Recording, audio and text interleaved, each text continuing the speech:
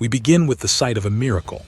A girl, Daenerys Targaryen, emerging from a colossal pyre, unscathed after a day and a night in the flames.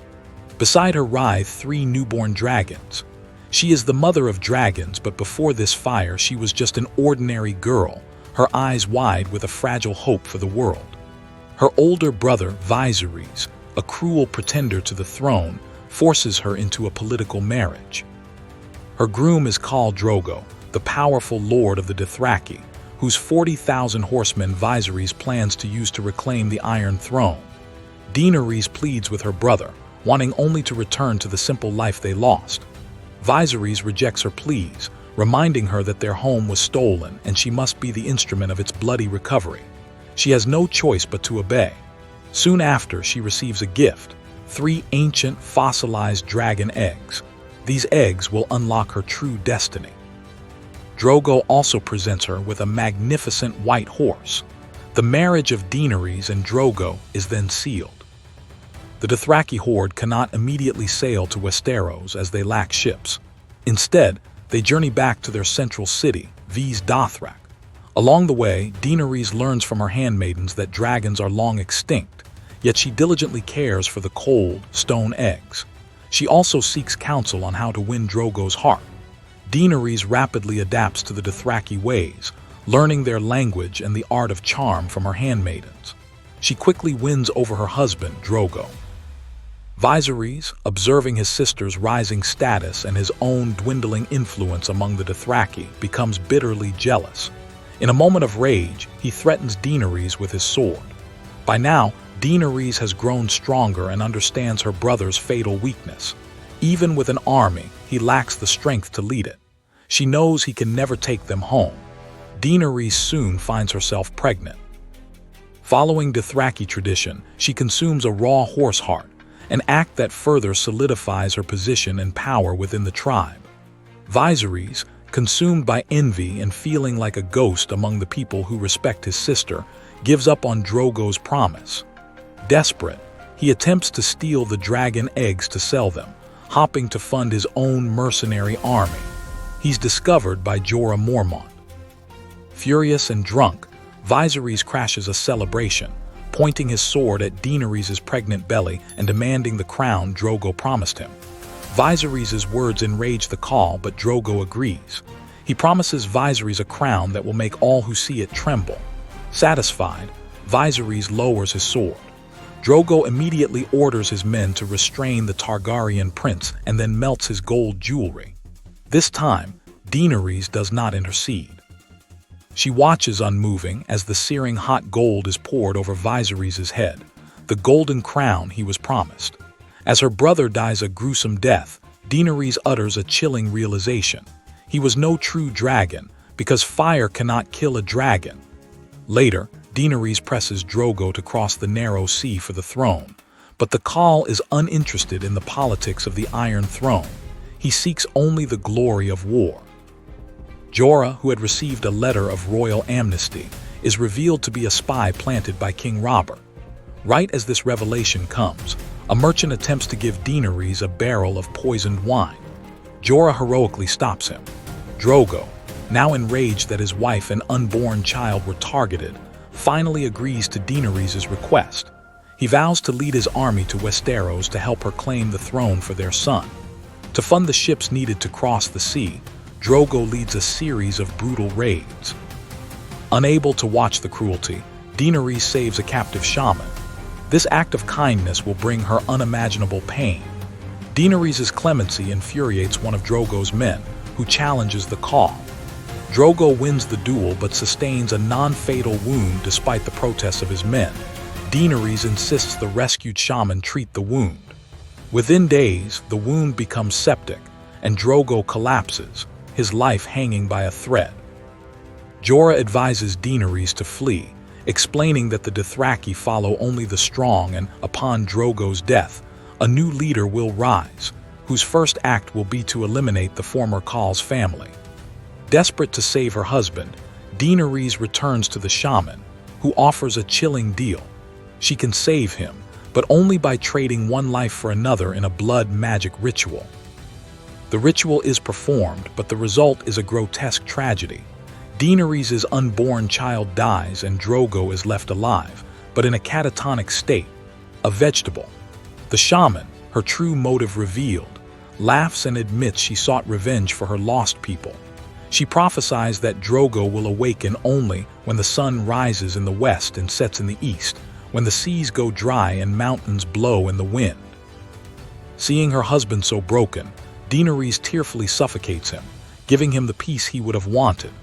At Drogo's cremation, Daenerys places the 3 dragon eggs and the treacherous shaman onto the pyre. Ignoring Jorah's frantic warnings, she steps directly into the blazing inferno.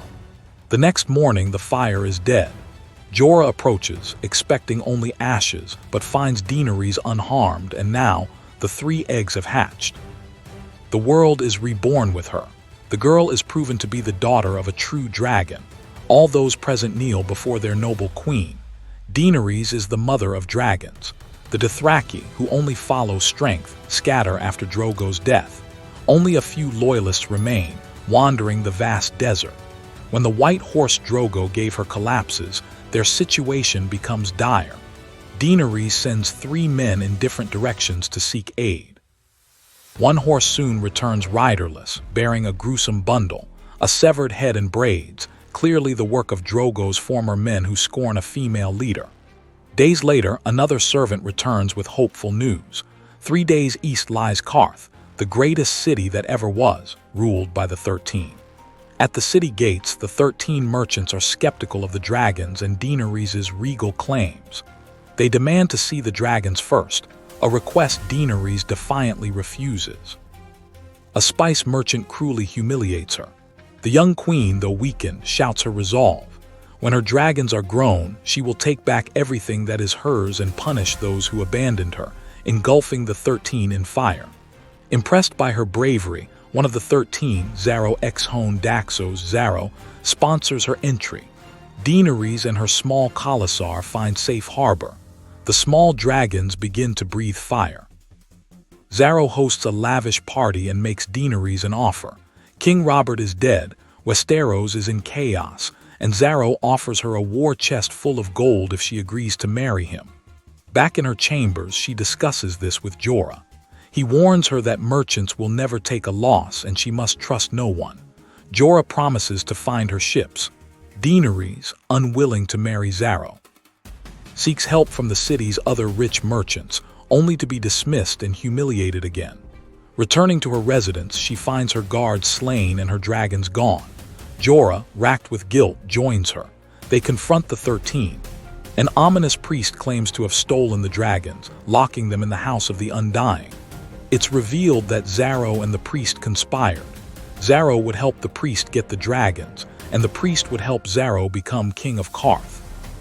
The priest then ruthlessly slays the other 12 and urges Daenerys to come to the temple. Jorah attempts to kill the priest but strikes only air. He begs Daenerys to leave, having secured a ship, but Daenerys, viewing the dragons as her children, refuses to abandon them. She proceeds to the temple. The priest uses magic to separate Daenerys from her guards. She follows a dragon's cry into a massive hall of doors. She opens one door and is shown a vision of the Iron Throne in a snow-covered ruin. As she approaches, she hears a baby's cry, and in the next tent she sees a vision of Drogo holding their healthy, unborn child. Though tempted, Daenerys knows these are illusions and leaves. Opening another door, she finds her 3 dragons chained. The priest binds her with magic, but he forgot one crucial detail. Dragons breathe fire. Daenerys gives the command, Dracarys. The 3 dragons incinerate the priest and melt their chains. After rescuing them, Daenerys confronts Xaro. Her maid, who had betrayed her, is also present. Daenerys opens Xaro's vault, revealing it is empty. She has learned a lesson in deception. She locks both Xaro and the treacherous maid inside the vault. Her leniency is over. To be lenient with the enemy is to be cruel to yourself. She seizes Xaro's meager remaining wealth, just enough for a small ship. Her dragons are growing fast and are quickly becoming disobedient, preferring only cooked meat. Desiring a powerful, loyal force, Daenerys sets sail for Astapor, the heart of Slaver's Bay, to buy the infamous army of the Unsullied. The Unsullied are the ultimate soldiers, castrated, trained in a regimen worse than death since age 5, with a quarter survival rate. They are absolutely loyal and obedient. Daenerys is repulsed by their brutal training but desperate for the 8,000 warriors. An assassination attempt is thwarted by the timely appearance of Barristan Selmy, a legendary warrior who served her father and now seeks to pledge his sword to her. His addition significantly boosts her power. Daenerys meets with the cruel slave master, Krasny's Monaklas. He scoffs at her lack of funds, so Daenerys proposes an unthinkable trade. She will give him one of her dragons in exchange for all 8,000 Unsullied. Jorah and Barristan try desperately to stop her, but Daenerys stands firm, displaying the demeanor of a true queen. She negotiates the exchange, offering Drogon, her largest dragon, to the slave master. Her advisors are horrified, but Daenerys has a plan. At the handover, Daenerys chains Drogon and takes the slave master's scepter, the symbol of command. Krasny confirms that the Unsullied now belong to her.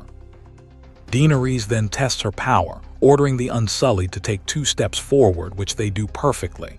Using a trick of deception she learned in Qarth, she endured Krasny's insults. Now she is the master. Daenerys rejects the brutal slave owner system.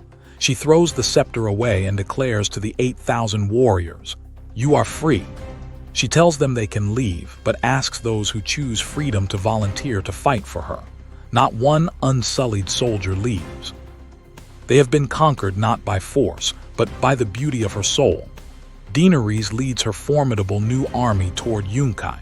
Jorah advises against attacking the heavily fortified city, but Daenerys sees it as a hell on earth and resolves to liberate the slaves. She issues an ultimatum to the slave masters: surrender and free the slaves, or suffer a Stapper's fate. The master, Yezzan Zo Kagas, attempts to bribe her to leave, but Daenerys gives him 2 harsh choices. She kills all the masters, or they free all the slaves to take revenge. Yezzan refuses and reveals his allies, the mercenary company known as the Second Sons, 2,000 cavalry known for their strength and their greed. Daenerys attempts to bribe their commander Miro with a higher price, but he insults her, forcing Daenerys to calmly assert her power. Though the negotiation fails, her presence captivates a young Second Son's captain named Daario Naharis. That night, Daario sneaks into Daenerys' tent, dropping a bag containing the heads of the other 2 Second Sons commanders. He swears his sword, his life, and his heart to her. With Daario's aid, Daenerys easily takes Yunkai. She now has 2,000 mercenary soldiers. The next day, she stands before the gates. As Daenerys declares her intention to give them freedom, which they must claim themselves, the thousands of liberated slaves begin to chant Mhysa, Mother. They lift her up, carrying her into the city. Daenerys moves on to Meereen. Along the way, she is sickened by the sight of 163 dead, crucified young slaves, a horrific sight meant to warn her. Her fury intensifies her resolve to free the slaves. In Meereen, a champion is sent to challenge her, who insults her army and her dragons. Daario volunteers to fight and quickly kills the enemy, showing his contempt by humiliating the body. Daenerys speaks directly to the slaves within the walls, urging them to rise up. That night, the Unsullied commander, Grey Worm, leads his men and Daario into Meereen, arming the slaves. He tells them they must fight for their own freedom. The slaves revolt, killing the masters, and Daenerys takes Meereen without losing a single soldier. Good news arrives. King Joffrey is assassinated. The opportunity to reclaim the Iron Throne is now, but bad news follows. The 2 cities she liberated have fallen back under the control of the slave masters. Jorah urges her to sail for Westeros, but Daenerys refuses. If she cannot rule these cities, she cannot rule the 7 kingdoms. She decides to stay. Lord Tywin Lannister sends a letter to Barristan, revealing Jorah's past as a spy. Confronted with the betrayal of the man she trusted most, Daenerys is furious but spares his life, exiling him and ordering him never to return. Her largest dragon, Drogon, is becoming increasingly wild, burning a farmer's goats. Daenerys tries to compensate the owners, but when a grieving man brings her the charred remains of his child, her heart breaks. To prevent further tragedy, she makes a painful decision. She chains her 2 remaining dragons, Regal and Viserion, in the catacombs. Her heart sinks as she chains her own children after working so hard to break the chains of others. Daenerys begins her rule in Meereen by crucifying 163 masters, which only fuels the resentment of the masters' descendants, the underground organization known as the Sons of the Harpy. Barristan advises mercy, reminding her of her father, the Mad King. Daenerys resolves to rule with law, not vengeance. When a former slave, in an act of revenge, kills a captured son of the Harpy, Daenerys is forced to demonstrate that no one is above the law. She orders the slave's execution, horrifying the populace who see only her killing one of their own. As the political unrest grows, the Sons of the Harpy ambush the Unsullied. Grey Worm and Barristan are severely wounded. Barristan dies, a true knight who should have fallen in glory, not in a nameless alley. Daenerys, consumed by fury and grief, throws mercy aside. She takes the nobles to the catacombs and forces them to watch as her dragons burn one of them alive. But she soon realizes a massacre is no solution. She compromises, agreeing to reopen the ancient fighting pits. Meanwhile, a wandering Jorah, drinking away his sorrows, encounters Tyrion Lannister. He kidnaps Tyrion, intending to present him to Daenerys as atonement. The long journey takes them through the ruins of Valyria, the ancestral home of House Targaryen, where they are attacked by the terrifying infected stone men. Jorah is infected with grayscale. Captured by slavers, Tyrion uses Jorah's fighting prowess to save them, leading them both to Meereen just as the fighting pits reopen. Daenerys is horrified by the brutal contest. As she attempts to leave, Jorah enters the fray. He wins and rips off his helmet, facing Daenerys' anger. He offers her his gift, Tyrion Lannister. Tyrion convinces Daenerys to keep him as an advisor, but she banishes Jorah again. However, Jorah returns for the final, bloody battle in the pits. Seeing his fierce loyalty, Daenerys is moved. As Jorah fights for his life, he throws a spear, hitting a son of the Harpy ambushing Daenerys. The sons attack en masse, surrounding them. Just as hope fades, Drogon arrives, roaring a challenge to the Harpy army. Daenerys climbs onto her son's back, and for the first time rides the dragon into the sky, escaping the city. Drogon carries her north, eventually landing near Vys Dothrak. Injured and tired, Drogon refuses to return to Meereen. Daenerys leaves him to forage for food, where she is captured by a passing Khalasar. She reveals her identity as the widow of Khal Drogo, which by Dothraki tradition means she must live out her days with the other widows in Vys Dothrak. In Meereen, chaos ensues. Tyrion, left in charge, finds the 2 chained dragons refusing to eat. In a moment of incredible bravery, he enters the catacombs, speaks gently to Regal and Viserion, and frees them, believing dragons belong in the sky. Jorah and Daario track Daenerys to Vys Dothrak. She rejects their rescue plan, resolving to face the Council of Khals. The Khals mock her, but Daenerys stands before them, declares them unworthy to lead the Dothraki, and reveals her power. She knocks over the braziers, setting the temple ablaze.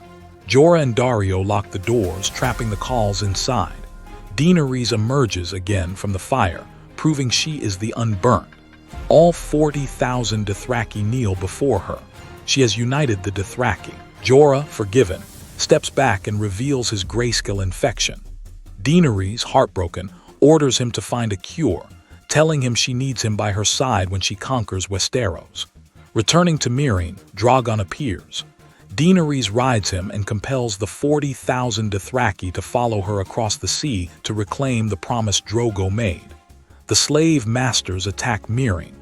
Daenerys returns with Drogon and her full Dothraki army. She refuses Tyrion's merciful plan and, riding Drogon along with Regal and Viserion, burns the slave masters' ships. Grey Worm executes 2 of the 3 masters, leaving one alive to tell the tale of Daenerys' fierce mercy. Soon after, Yara Greyjoy and her fleet pledge their allegiance. Daenerys, following Tyrion's advice to separate love from politics, leaves Daario behind in Meereen and appoints Tyrion as her hand of the queen. She sets sail with a massive armada and her 3 dragons for Dragonstone, her birthplace. After over 20 years, Daenerys lands on Dragonstone. She plans to conquer Westeros, not as a tyrant, but as a liberator. Meanwhile, the prophet Bran Stark has seen a vision. Winter has come and the White Walkers are preparing their attack. To face this, an emissary of light is needed. Jon Snow, the king in the north. Tyrion urges Daenerys to seek an alliance. Jon Snow arrives at Dragonstone, where he is immediately threatened by Drogon. He meets Daenerys, who demands he bend the knee. Jon refuses, stating he came only to ask for her help against the White Walkers, a threat Daenerys has never seen and does not believe. Daenerys agrees to let Jon mine the island's large deposits of dragonglass, a White Walker-killing substance, in exchange for his submission. While mining, Jon finds ancient drawings of the children of the forest fighting the Walkers. This convinces Daenerys the threat is real, but their alliance suffers a massive blow. Euron Greyjoy attacks her fleet, capturing Yara. Worse, the Lannister army outmaneuvers the Unsullied and sacks Highgarden, killing Queen Olenna. Daenerys, furious at Tyrion's cautious plans, decides to strike herself. Riding Drogon with the Dothraki cavalry, Daenerys attacks the Lannister army. Drogon's fire tears through their defenses. Jaime Lannister, in a desperate attempt to save his army, uses a massive crossbow, the Scorpion, and strikes Drogon's wing. Drogon crashes. As Daenerys tries to pull the bolt out, Jaime charges her, only to be saved by the dragon's timely fire. Most of the Lannister army surrenders. Daenerys gives the remaining soldiers a choice: kneel or die. When two refuse, she orders Drogon to burn them alive. The rest submit. Drogon then lands near Jon Snow, angrily sniffing him, but then unexpectedly leans down, accepting affection. The dragon recognizes the hidden Targaryen blood. Jorah, having been miraculously cured of grayscale by Samwell Tarly, returns to a joyful Daenerys. To convince Queen Cersei to join the fight, Tyrion suggests capturing a White Walker. Jon Snow leads a dangerous expedition beyond the wall.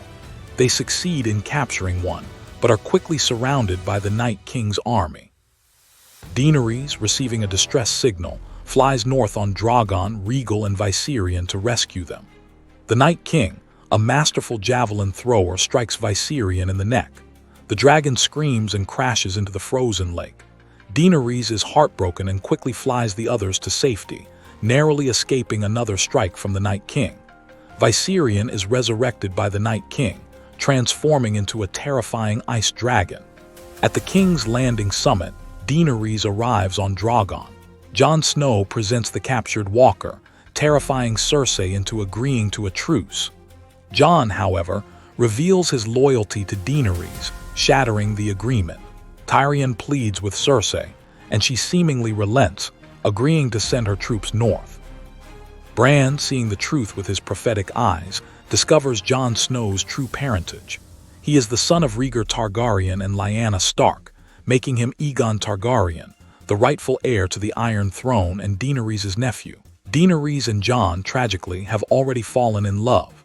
The Night King breaches the wall with the Ice Dragon. The war for the living begins at Winterfell. Jon Snow introduces Daenerys to his sister Sansa, who eyes the queen with suspicion. Daenerys and Jon fly Rhaegal and Drogon together. Jon, in a thrilling moment, rides Rhaegal. In a moment of peace at a waterfall, they embrace and kiss. Jon Snow is told the truth by Samwell. His real name is Aegon Targaryen. He is shocked and troubled. The Night King attacks. The Dothraki charge the darkness but are annihilated in minutes. The Unsullied fight fiercely. Daenerys and Jon ride the dragons to fight the Night King, but the Ice Dragon descends. The battle is a horrific stalemate. The White Walkers use their bodies to cross the protective fire trenches. The giant White Walker is killed by the courageous Lyanna Mormont. The Alliance suffers massive casualties. In the end, it is Arya Stark who kills the Night King, bringing down the entire undead army. Daenerys has paid a heavy price, losing 80,000 Dothraki and half her Unsullied. She plans to attack King's Landing. At Dragonstone, Euron Greyjoy ambushes the remaining fleet. A scorpion bolt hits Rhaegal, killing him instantly. Missandei is captured. Daenerys' forces are crippled.